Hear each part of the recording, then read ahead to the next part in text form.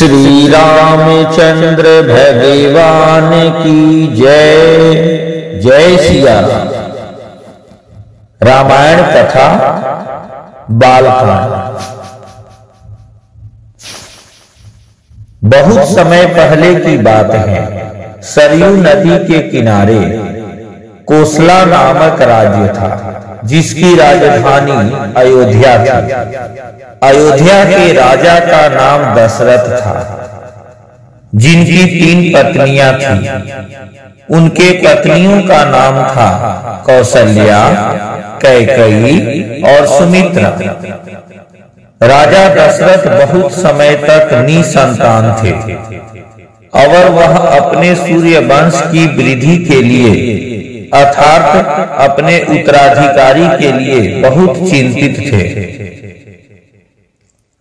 इसलिए राजा दशरथ ने अपने कुलगुरु ऋषि वशिष्ठ की सलाह मानकर पुत्र कमेष्टि यज्ञ करवाया।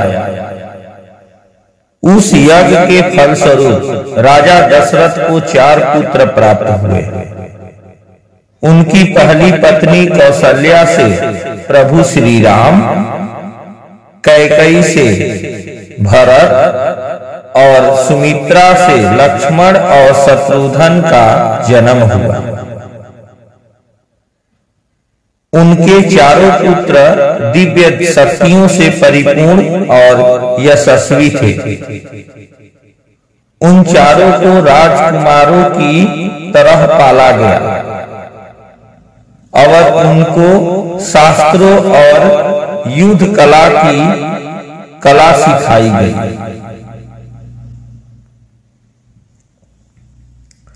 जब प्रभु श्री राम 16 वर्ष के हुए, तब एक बार ऋषि विश्वामित्र राजा दशरथ के पास आए और अपने यज्ञ में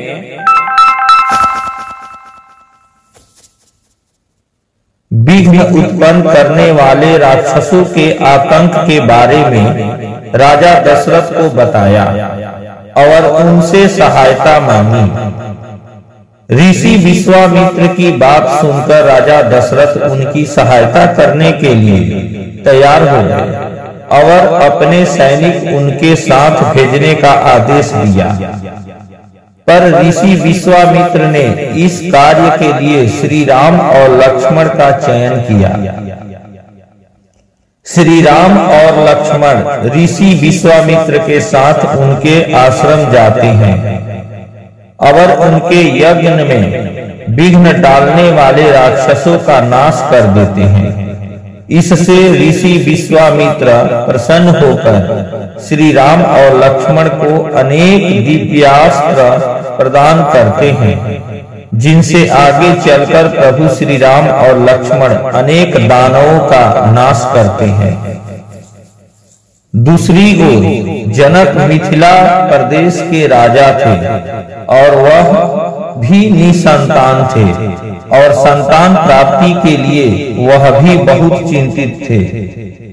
तब एक दिन उनको गहरे कुंड में एक बच्ची मिली।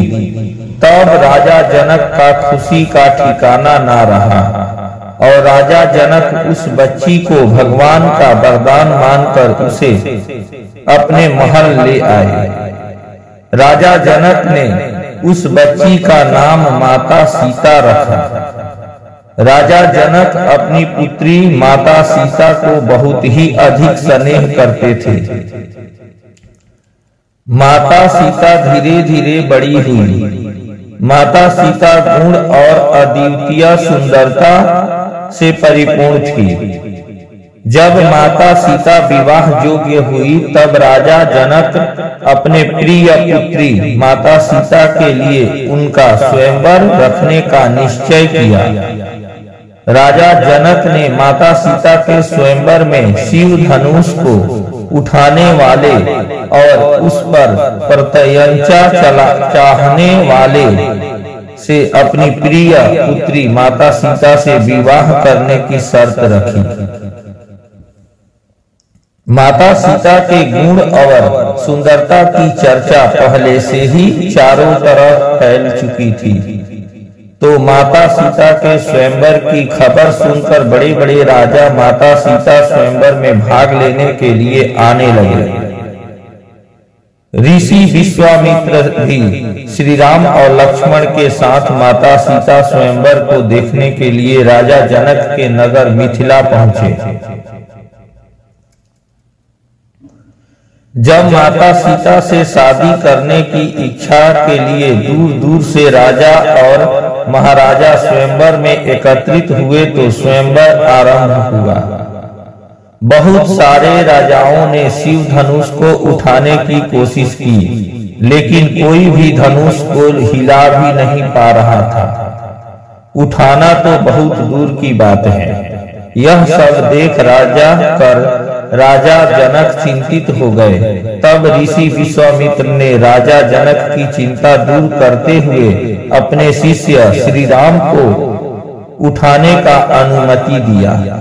प्रभु श्री राम अपने गुरु को प्रणाम कर उसे उठा और उन्होंने उस धनुष को बड़ी सरलता से उठाकर जब उस पर प्रत्यंचा चलाने लगे तो धनुष टूट गया। राजा दशरथ ने शर्त के अनुसार प्रभु श्री राम से माता सीता का विवाह करने का निश्चय किया और साथ ही अपनी अन्य पुत्रियों का विवाह भी राजा दशरथ के पुत्रों से करवाने का उन्होंने विचार किया। इस प्रकार एक साथ ही श्री राम का विवाह माता सीता से, लक्ष्मण का विवाह उर्मिला से, भरत का विवाह मांडवी से और शत्रुघ्न का विवाह रुतकीर्ति से हो गई। मिथिला में विवाह का एक बहुत बड़ा आयोजन हुआ और उनमें प्रभु श्री राम और उनके भाइयों की विवाह संपन्न हुआ। विवाह के बाद बारात अयोध्या लौट आई। जय श्री राम, जय श्री राम, जय श्री राम।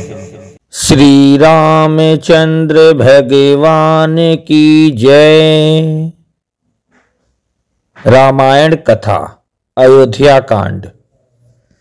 श्री राम और माता सीता के विवाह को 12 वर्ष बीत गए थे और अब राजा दशरथ वृद्ध हो गए थे। वह अपने बड़े बेटे श्री राम को अयोध्या के सिंहासन पर बिठाना चाहते थे। तब एक शाम राजा दशरथ की दूसरी पत्नी का कैकई अपनी एक चतुर दासी मंथरा के बहकावे में आकर राजा दशरथ से 2 वचन मांगे, जो राजा दशरथ ने कई वर्ष पहले कई द्वारा जान बचाने के लिए कैकई को 2 वचन देने का वादा किया था। कैकई ने राजा दशरथ से अपने पहले वचन के रूप में श्री राम को 14 वर्ष का वनवास और दूसरे वचन के रूप में अपने पुत्र भरत को अयोध्या के राज सिंहासन पर बैठाने की बात कही। कैकई की इन दोनों वचनों को सुनते ही राजा दशरथ का दिल टूट गया और वह कैकई को अपने इन वचनों पर दोबारा विचार करने के लिए बोले और बोले कि हो सके तो अपने यह वचन वापस ले लो। पर कैकई अपनी बात पर अटल रही। तब ना चाहते हुए भी राजा दशरथ ने अपने प्रिय पुत्र श्री राम को बुलाकर उन्हें 14 वर्ष के लिए वनवास जाने को कहा। श्री राम ने अपने पिता राजा दशरथ का बिना कोई विरोध किए उनकी आदेश स्वीकार कर लिया। जब माता सीता और लक्ष्मण को प्रभु श्री राम के वनवास जाने के बारे में पता चला तो उन्होंने भी श्री राम के साथ वनवास जाने की आग्रह किया। जब श्री राम ने अपनी पत्नी माता सीता को अपने साथ वन ले जाने से मना किया, तब माता सीता ने प्रभु श्री राम से कहा कि जिस वन में आप जाएंगे वहीं मेरा अयोध्या है और आपके बिना अयोध्या मेरे लिए नरक समान है। लक्ष्मण के भी बहुत आग्रह करने पर भगवान श्री राम ने उन्हें भी अपने साथ वन चलने की अनुमति दे दी। इस प्रकार श्री राम, माता सीता और लक्ष्मण अयोध्या से वन जाने के लिए निकल गए। अपने प्रिय पुत्र श्री राम के वन जाने से दुखी होकर राजा दशरथ ने अपने प्राण त्याग दिए।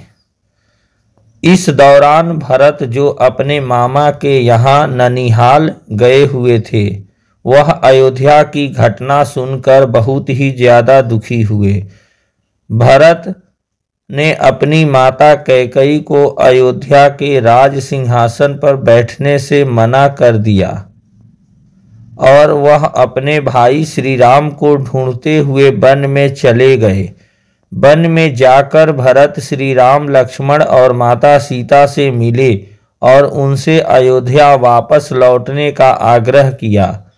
तब श्री राम ने अपने पिता के वचन का पालन करते हुए अयोध्या वापस नहीं लौटने का प्रण किया। तब भरत ने भगवान श्री राम की चरण पादुका अपने साथ लेकर अयोध्या वापस लौट आए और श्री राम की चरण पादुका को अयोध्या के राज सिंहासन पर रख दिया।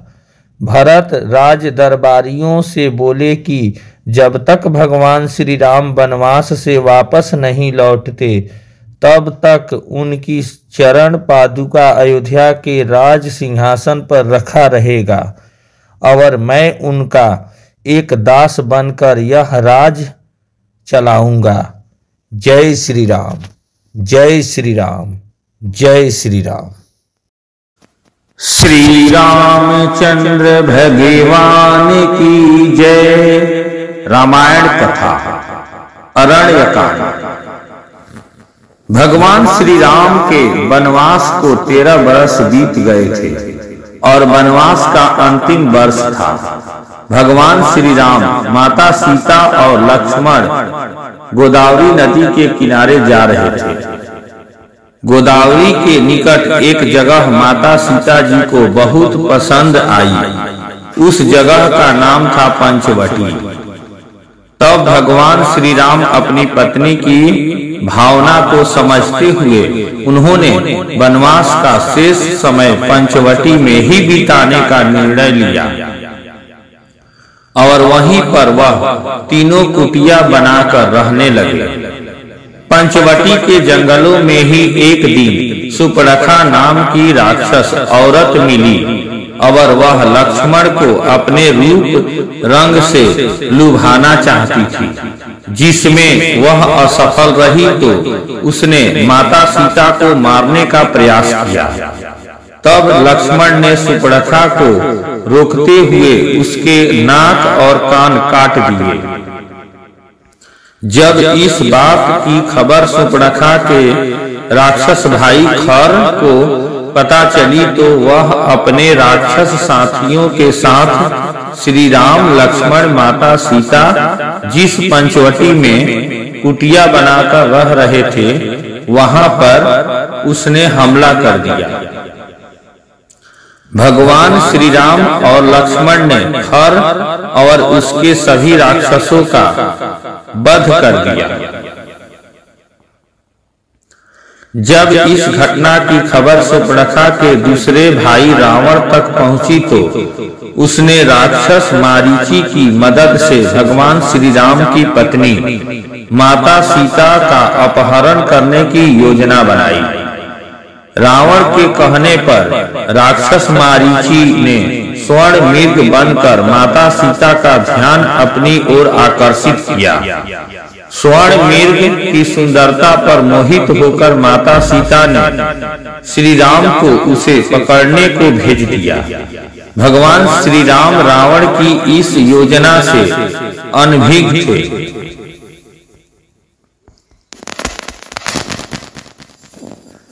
क्योंकि भगवान श्री राम तो अंतर्यामी थे, फिर भी अपनी पत्नी माता सीता की इच्छा को पूरा करने के लिए वह उस स्वर्ण मृग के पीछे जंगल में चले गए। और माता सीता की रक्षा के लिए अपने भाई लक्ष्मण को बोल दी। कुछ समय बाद माता सीता ने भगवान श्री राम की करुणा भरी मदद की आवाज सुनाई पड़ी, तो माता सीता ने लक्ष्मण को भगवान श्री राम की सहायता के लिए जबरदस्ती भेजने लगी। लक्ष्मण ने माता सीता को समझाने की बहुत कोशिश की कि भगवान श्री राम अजय है और उनका कोई भी कुछ नहीं कर सकता। इसलिए लक्ष्मण अपने भ्राता श्री राम की आज्ञा का पालन करते हुए माता सीता की रक्षा करना चाहते थे। लक्ष्मण और माता सीता में बात इतनी बढ़ गई कि माता सीता जी ने लक्ष्मण को वचन देकर भगवान श्री राम की सहायता करने के लिए लक्ष्मण को आदेश दे दिया। लक्ष्मण माता सीता की आज्ञा मानना तो चाहते थे, लेकिन वह माता सीता को कुटिया में अकेला नहीं छोड़ना चाहते थे। इसलिए लक्ष्मण कुटिया से जाते वक्त कुटिया के चारों ओर एक लक्ष्मण रेखा बनाई, ताकि कोई भी उस रेखा के अंदर नहीं प्रवेश कर सके, और माता सीता को इस रेखा से बाहर नहीं निकलने का आग्रह किया।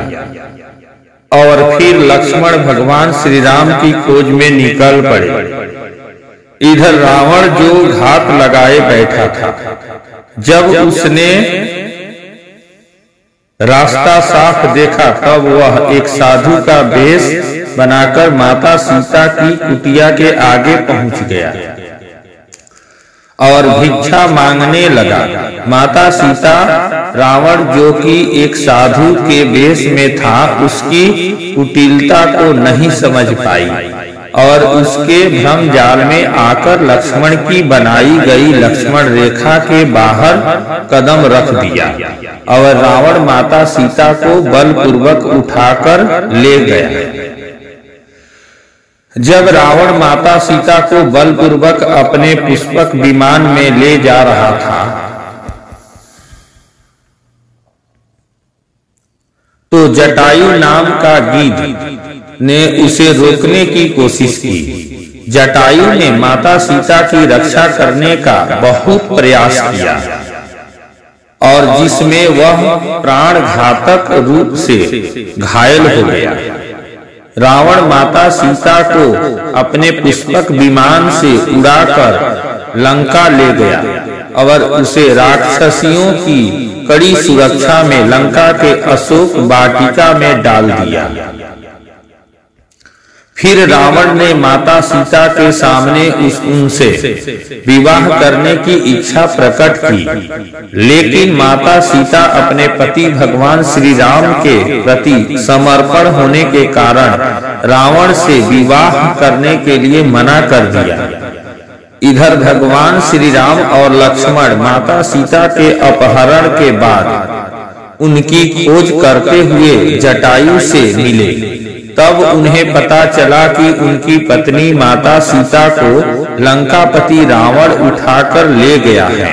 तब वह दोनों भाई माता सीता को बचाने के लिए निकल पड़े।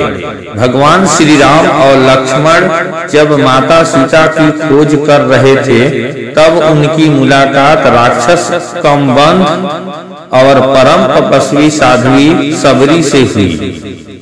उन दोनों ने उन्हें सुग्रीव और हनुमान तक पहुंचाया और सुग्रीव से मित्रता करने की सुझाव दिया। जय श्री राम, जय श्री राम, जय श्री राम। श्री रामचंद्र भगवान की जय। रामायण कथा किष्किंधा कांड। दोस्तों, श्री रामायण में वर्णित किष्किंधा कांड वानरों के गढ़ पर आधारित है। भगवान श्री राम वहां पर अपने सबसे बड़े भक्त हनुमान से मिले। महाबली हनुमान वानरों में से सबसे महान नायक और सुग्रीव के पक्षपाती थे, जिनको की किष्किंधा के सिंहासन से भगा दिया गया था।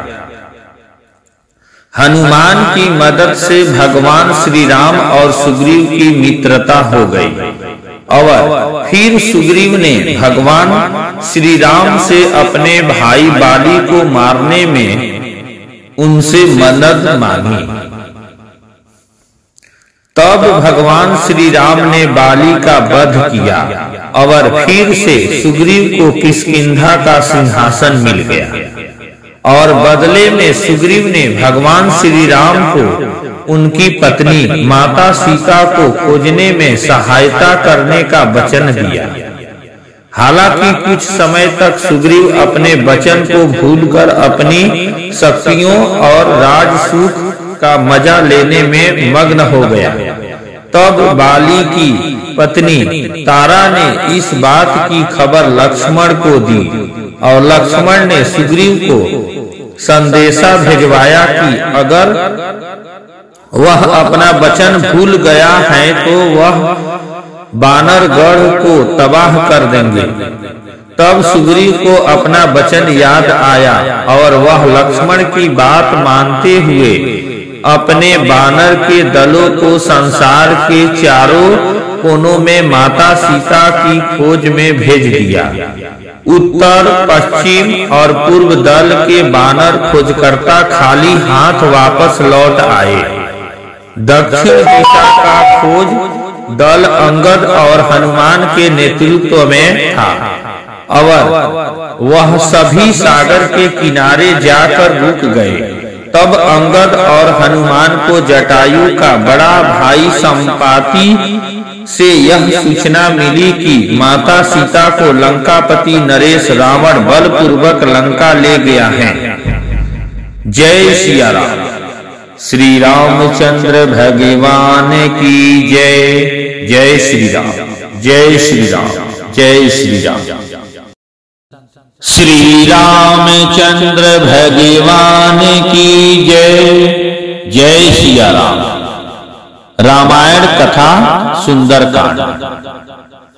जटायु के भाई संपाति से माता सीता के बारे में खबर मिलते ही हनुमान जी ने अपना विशाल रूप धारण किया और विशाल समुद्र को पार कर लंका पहुंच गए। हनुमान जी लंका पहुंचकर वहां माता सीता की खोज शुरू कर दी।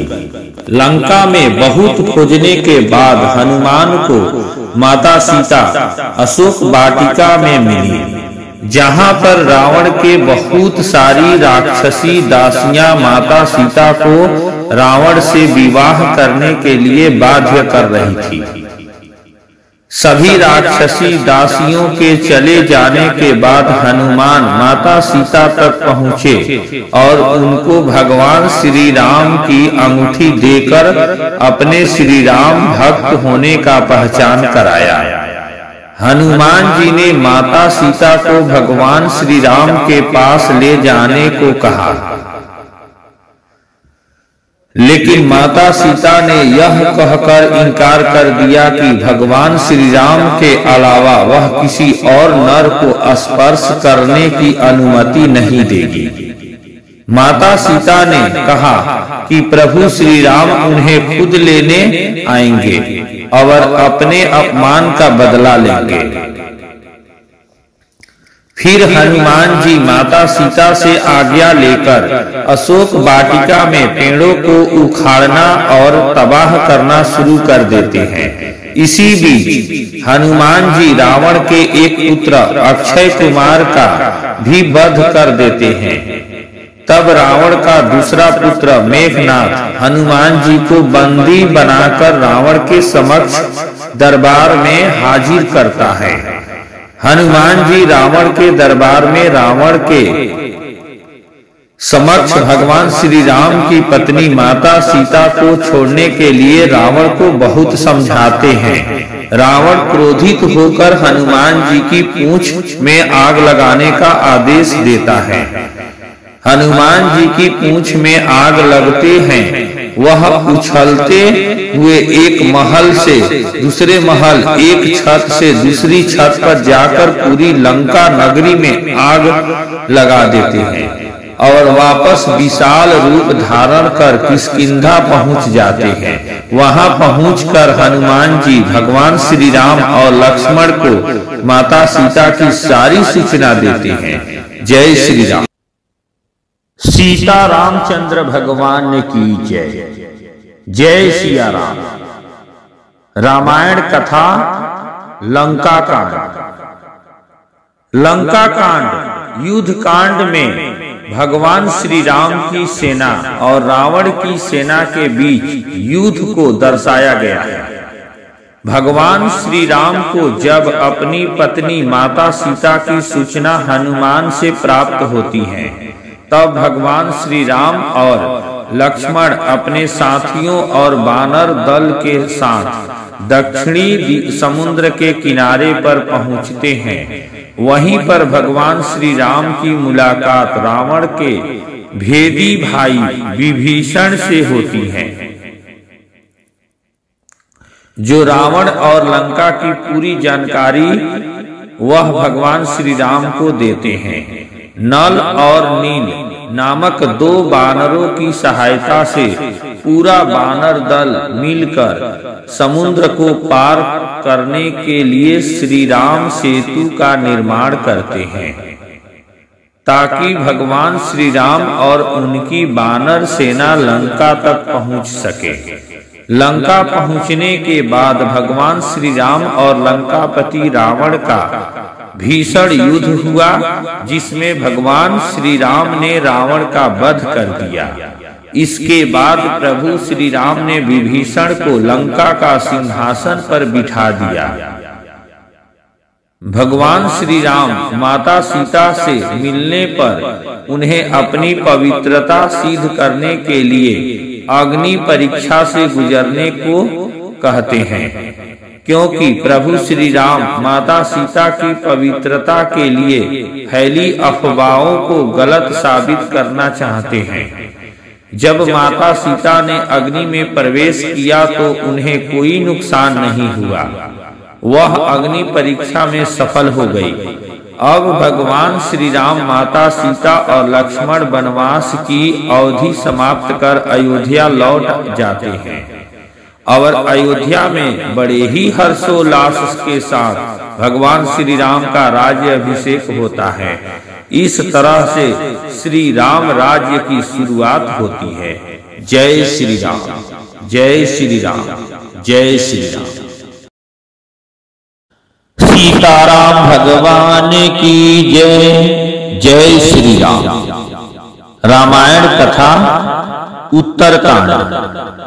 दोस्तों, उत्तरकांड महर्षि वाल्मीकि की वास्तविक कहानी का बाद का अंश माना जाता है। इस कांड में भगवान श्री राम के राजा बनने के बाद भगवान श्री राम अपनी पत्नी माता सीता के साथ सुखद जीवन व्यतीत करते हैं। कुछ समय बाद माता सीता गर्भवती हो जाती है, लेकिन जब अयोध्या के वासियों को माता सीता की अग्नि परीक्षा की खबर मिलती है, तो आम जनता और प्रजा के दबाव में आकर भगवान श्री राम अपनी पत्नी माता सीता को अनिच्छा से वन भेज देते हैं। वन में महर्षि वाल्मीकि माता सीता को अपनी आश्रम में आश्रय देते हैं और वहीं पर माता सीता भगवान श्री राम के दो जुड़वा पुत्रों लव और कुश को जन्म देती हैं। लव और कुश महर्षि वाल्मीकि के शिष्य बन जाते हैं और उनसे शिक्षा ग्रहण करते हैं। महर्षि वाल्मीकि ने यही श्री रामायण की रचना की और लव कुश को इस ज्ञान का ज्ञान दिया। बाद में भगवान श्री राम अश्वमेध यज्ञ का आयोजन करते हैं, जिसमें महर्षि वाल्मीकि लव और कुश के साथ जाते हैं। भगवान श्री राम और उनकी जनता के समक्ष लव और कुश महर्षि वाल्मीकि द्वारा रचित श्री रामायण का गायन करते हैं। जब गायन करते हुए लव कुश को माता सीता को वनवास दिए जाने की खबर सुनाई जाती है, तो भगवान श्री राम बहुत दुखी होते हैं। तब वहां माता सीता आ जाती हैं। उसी समय भगवान श्री राम को माता सीता लौ उसके बारे में बताती हैं। भगवान श्री राम को ज्ञात होता है कि लौ कुश उनके ही पुत्र हैं। और फिर माता सीता धरती माँ को अपनी गोद में लेने के लिए पुकारती हैं और धरती के फटने पर माता सीता उसमें समा जाती है। कुछ वर्षों के बाद देवदूत आकर भगवान श्री राम को यह सूचना देते हैं कि उनके श्री राम अवतार का प्रयोजन अब पूरा हो चुका है और उनका यह जीवन काल भी खत्म हो चुका है। तब भगवान श्री राम अपने सभी सगे संबंधियों और गुरुजनों का आशीर्वाद लेकर सरयू नदी में प्रवेश करते हैं और वहीं से अपने वास्तविक विष्णु रूप धारण कर अपने धाम चले जाते हैं। श्री सीताराम भगवान की जय। जय जय श्री राम, जय जय श्री राम, जय जय श्री राम।